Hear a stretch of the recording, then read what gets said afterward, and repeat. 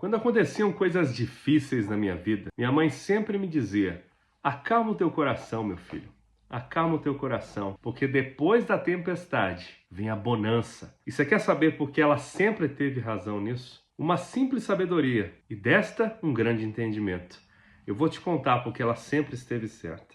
E entrando ele no barco, seus discípulos o seguiram. E eis que no mar se levantou uma tempestade tão grande que o barco era coberto pelas ondas. Ele, porém, Jesus, estava dormindo. E os seus discípulos, aproximando-se, o despertaram, dizendo: Senhor, salva-nos! Salva-nos que perecemos. E ele disse-lhes: Por que temeis, homens de pouca fé? Então, levantando-se, repreendeu os ventos e o mar, e seguiu-se uma grande bonança. E aqueles homens se maravilharam, dizendo: Que homem é este, que até os ventos e o mar lhe obedecem? Olha só que coisa bonita, né? Jesus voltava de uma das suas pregações, ensinando amor ao seu povo, a qualquer um que tivesse ouvidos para ouvi-lo. Ele não escolhia a quem dizer, mas o amor saía dele o tempo todo, a quem quer que o quisesse ouvir, porque ele não sabia fazer outra coisa. Ele é puro amor. E uma dessas peregrinações, Jesus, já cansado, entrou no barco, seus discípulos o acompanharam, e eis que no meio do caminho, voltando a Cafarnaum, uma grande tempestade se aproximou e começou a chacoalhar o barco, e aquela tempestade alvoroçou o céu preto, e aqueles ventos, e aquelas ondas, e aquela água, nitidamente. A impressão que todos os discípulos tinham é que o barquinho ia virar e todos iriam se afogar. Então chamaram Jesus, que diante desta confusão no mar, dormia em paz, tranquilamente. E Jesus, quando acorda, pergunta o que está havendo e dizem: ajuda-nos, porque perecemos, mestre. E Jesus responde: por que temeis, homens de pouca fé? Então, levantando-se, repreendeu o mar, os ventos, e seguiu-se uma grande bonança. Olha, eu não quero que você pense que com a nossa vida, no nosso lugar, né, se fôssemos nós o lugar dos discípulos, a gente também não estaria desesperado com esse acontecimento, com essa situação. E não é de se admirar que é o comportamento de qualquer um de nós, no meio das tempestades, dessas loucuras da minha e da tua vida, que às vezes quando a gente resolve uma coisa, logo aparece outra e dá a impressão que os desafios nunca acabam pra gente. Eu sei que é difícil da gente agir diferente daqueles discípulos. Mas apesar disso, eles fizeram algo notável. Eles foram humildes e procuraram a quem poderia resolver os seus problemas. Procuraram a presença do Senhor. E o Senhor, numa tranquilidade, numa paz, diz: por que temes, homens de pouca fé? E rapidamente acalmou o mar, acalmou o oceano, acalmou as ondas, acalmou o vento, acalmou a tempestade e a bonança se estabeleceu. E é sobre isso que eu quero falar com você.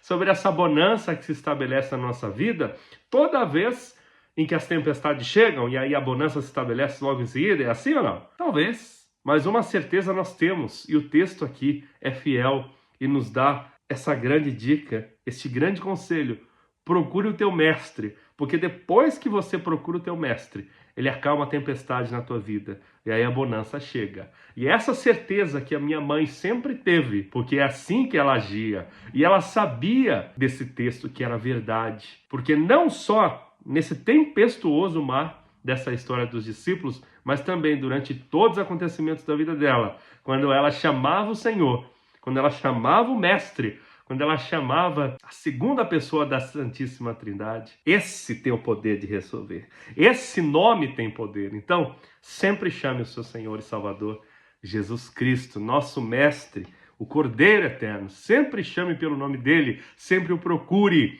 porque sozinho fica muito difícil de você, homem, de você, mulher, resolver os problemas da sua vida, viu? Então saiba que se você quer bonança para a sua vida, para acalmar a tempestade, é o mestre que você tem que chamar. E muitas vezes ele vai te repreender, ele vai puxar a sua orelha, ele vai dizer que você tem muita pouca fé, porque você duvida de que ele tem um grande poder na sua vida, de que ele te ajuda a resolver os seus problemas. De que se você confiar nele, entregar tudo nas mãos dele, entregar não só os seus problemas, mas também os agradecimentos e reconhecimentos de que ele age na sua vida, ele é fiel para te ajudar sempre naquilo que você precisa. Então, lembre-se dessa passagem aqui. Está acontecendo tempestade na sua vida? Clame ao Senhor, clame ao seu mestre, clame ao seu Senhor e Salvador, que ele sempre está disposto, disponível a te salvar naquilo que você precisa. Tenha fé nisso. Pegue com amor essa palavra, esse conselho aqui no dia de hoje, para você começar a sua semana diferente, com a certeza de que toda vez que você está em tempestade na tua vida, tem um por você que acalma a tempestade. Um por você, que é sempre seu amigo verdadeiro, e esse você pode confiar e chamar de amigo para sempre. Tem sempre um que nunca desiste de você, independente da confusão que você arruma, das más escolhas que você fez, do lugar aonde você se enfiou. Ele é sempre fiel e justo para redimir os seus pecados e te ajudar com os seus problemas, desde que você seja humilde em reconhecer as suas falhas, os seus pecados, as suas faltas, e tenha um coração ensinável para ser repreendido e ensinado pelo mestre dos mestres, que sempre está a te amar e te auxiliar. Então lembre-se, depois da tempestade vem a bonança, porque o seu mestre é aquele que zela por ti. Desde que você tenha humildade e simplicidade de coração, de reconhecer os seus pecados, os seus defeitos, as suas imperfeições, te amar ele, confiar na presença dele e acreditar que a resposta vem do Cordeiro, amigo fiel por toda a vida. Que Deus te abençoe de sempre. Uma iluminada semana para você. Fique na paz de Deus e a gente se vê por aqui.